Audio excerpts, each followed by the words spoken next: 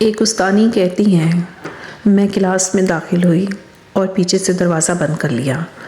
میں نے فیصلہ کیا کہ آج اپنا سارا غصہ بچوں پر نکالوں گی۔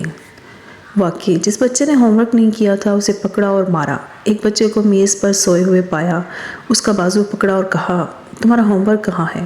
وہ بچہ ڈر کے پیچھے ہٹ گیا اور لرزتے ہوئے بولا، بھول گیا ہوں، مجھے معاف کر دے۔ وہ کہتی ہیں کہ میں نے اسے پکڑا اور اپنے سارے غصے اور وہ دباؤ جو میرے شوہر کی وجہ سے تھا اس پر نکال دیا۔ پھر میں نے ایک بچے کو کھڑا پایا، وہ قریب آیا، میرا دامن کھینچتے ہوئے ہاتھ سے اشارہ کیا کہ جھک کر اس کی بات سنو۔ وہ کہتی، میں غصے سے مڑی، جھکی اور کہا، ہاں بولو کیا ہے؟ وہ مسکرا کر بڑی معصومیت سے کہتا ہے، کیا ہم کلاس سے باہر بات کر سکتے ہیں؟ یہ بہت ضروری ہے۔ میں نے اسے بے صبری سے دیکھا اور سوچا کہ کوئی معمولی بات ہی ہوگی، مثلاً یہ کہ کسی ساتھی نے اس کا پین چوری کر لیا ہوگا۔ لیکن جب میں نے اس کی بات سنی تو میں اس کی ذہانت سے حیرت زدہ رہ گئی۔ اس کے پاس بے شمار تربیتی معلومات تھیں۔ وہ ہلکی سی مسکراہٹ کے ساتھ بولا، دیکھیں ٹیچر، آپ بہت اچھی ہیں اور ہم سب آپ سے محبت کرتے ہیں، لیکن میرا وہ ساتھی جسے آپ نے آخر میں مارا، وہ یتیم ہے۔ اس کی ماں اسے ہمیشہ مارتی ہے، جب وہ کوئی غلطی کرتا اسے غلط طریقے سے تربیت دیتی ہیں، اس لیے وہ اکثر چیزیں بھول جاتا ہے اور ہر چیز سے ڈرتا ہے، یہاں تک کہ وہ ہمارے ساتھ کھیلنے سے بھی ڈرتا ہے کیونکہ اسے ڈر ہوتا ہے کہ ہم اسے ماریں گے۔ میں اس کا دوست اور ہمیشہ اس کے ساتھ رہتا ہوں۔ اس نے مجھے بتایا کہ اسے مار کھانا بالکل پسند نہیں۔ اگر آپ اس کا جسم دیکھیں تو آپ کو اس پر مار کے نشانات ملیں گے جو اس کی ماں نے دیے ہیں۔ پھر وہ بچے نے کہا، برائے کرم جب آپ کلاس میں آئیں تو اپنا غصہ اور پریشانی باہر چھوڑ کر آئیں، کیونکہ ہم آپ سے محبت کرتے ہیں اور آپ سے بہت کچھ سیکھتے ہیں۔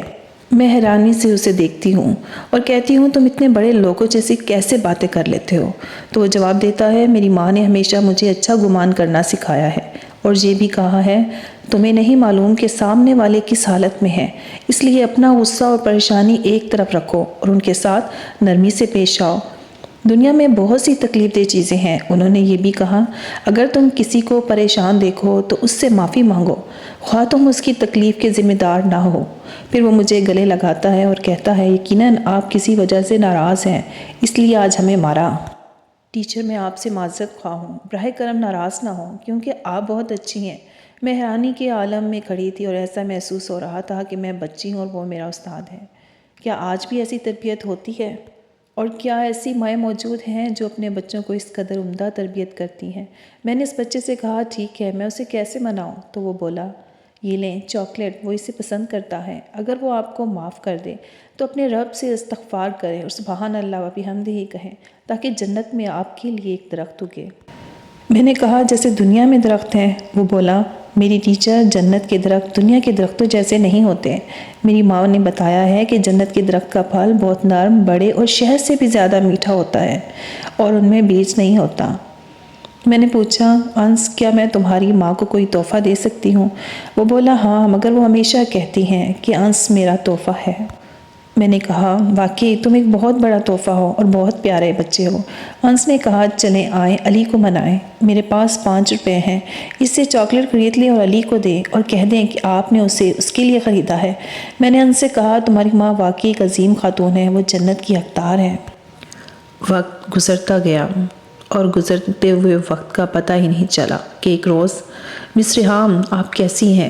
میں نے مڑ کر دیکھا تو انس تھا۔ ابھی ایک جوان لڑکا اینک پہنے کھڑا تھا، اس کی ماں اس کے ساتھ تھی۔ بعد میں انس کی ماں میرے لیے ایک تحفہ لے کر آئیں اور کہا، آپ انس کی استاد تھیں، یہ تحفہ میری طرف سے قبول کریں۔ آپ نے جو اچھائی انس کو سکھائی، یقیناً اس میں آپ کا بھی حصہ ہے۔ میں نے حیرانی سے کہا، کیسے؟ وہ بولی، الحمدللہ، میرا بیٹا اب ڈینٹل کالج میں لیکچرار ہے۔ میری آنکھوں میں آنسو تھے۔ میں نے کہا، آپ کا شکریہ، یہ ہدیے تو آپ جیسے لوگوں کے لیے ہیں۔ آپ سمجھتی ہیں کہ آپ نے صرف انس کی تربیت کی؟ حقیقت میں آپ کی تربیت نے مجھے بھی سدھار دیا۔ آپ کے بیٹے نے مجھے سالوں پہلے ایک سبق دیا جس نے میری زندگی بدل دی۔ نیک بیوی معاشرے کی جنت بنانے کے لیے ایک مضبوط بنیاد اور گھریلو عورت کے کردار کو معمولی نہ سمجھیں، کیونکہ وہ ایک پوری نسل کی ذمہ دار ہوتی ہے۔ اگر آپ نے کہانی سن لی ہے تو صرف سن کر نہ جائیں، اپنی پسند کا اظہار کریں اور لا الہ الا اللہ محمد رسول اللہ کا ذکر کریں، کیونکہ یہ 7 آسمانوں اور زمین سے زیادہ وزنی ہے۔ نبی صلی اللہ علیہ وآلہ وسلم نے فرمایا، صدقہ دینے سے مال کبھی کم نہیں ہوتا۔ یاد رکھیں، جو کچھ آپ خرچ کریں یا شیئر کریں، اس کا اثر آپ کی زندگی میں برکت، صحت، رزق میں اضافہ اور دل کی خوشی کی صورت میں ظاہر ہوگا۔ اس لیے دینے میں کبھی ہچکچائیں نہیں، کیونکہ عطا خیر کو کئی گنا بڑھا دیتی ہے۔ سب سے بڑی جنگ میدانوں میں نہیں، انسان کے دل و دماغ کے درمیان لڑی جاتی ہے۔ جب دل خواب دیکھتا ہے اور دماغ شک کرتا ہے نا، تو انسان اپنی ہی سوچوں میں الجھ کر رہ جاتا ہے۔ یہی وہ لمحہ ہوتا ہے جہاں ہم یا تو اپنی کمزوریوں سے ہار جاتے ہیں یا پھر اپنے حوصلے سے جیت جاتے ہیں۔ زندگی کا حقیقی کمال یہ ہے کہ انسان اپنی ذات کو پہچانے، اپنی خامیوں کو قبول کرے اور اپنے اندر وہ روشنی تلاش کرے جو اندھیروں کو شکست دے سکتی ہے۔ خود پر قابو پانا ہی اصل کامیابی ہے اور خود سے ہار جانا سب سے بڑا نقصان۔ اور پتہ ہے کہ اللہ پاک سے محبت کیسے ہوتی ہے؟ مختصر یہی کہوں گی کہ ہم اس رب کی نافرمانی کرتے ہیں، اس سے نا امید ہو جاتے ہیں اور سوچتے ہیں کہ اللہ سے محبت ہو جائے۔ ایسا نہیں ہوتا۔ محبت کے دو قرینے ہوتے ہیں۔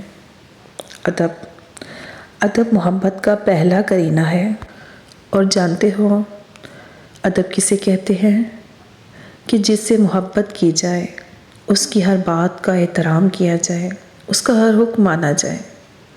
اور وفا محبت کا دوسرا قرینہ ہے کہ جس سے محبت کی جائے، اس کے ساتھ کسی کو شریک نہ ٹھہرایا جائے، کیونکہ جہاں ادب ہوتا ہے نا، وہاں نافرمانی جنم نہیں لیتی، اور جہاں وفا آ جائے وہاں محبوب کے سوا کسی کی طلب نہیں رہتی۔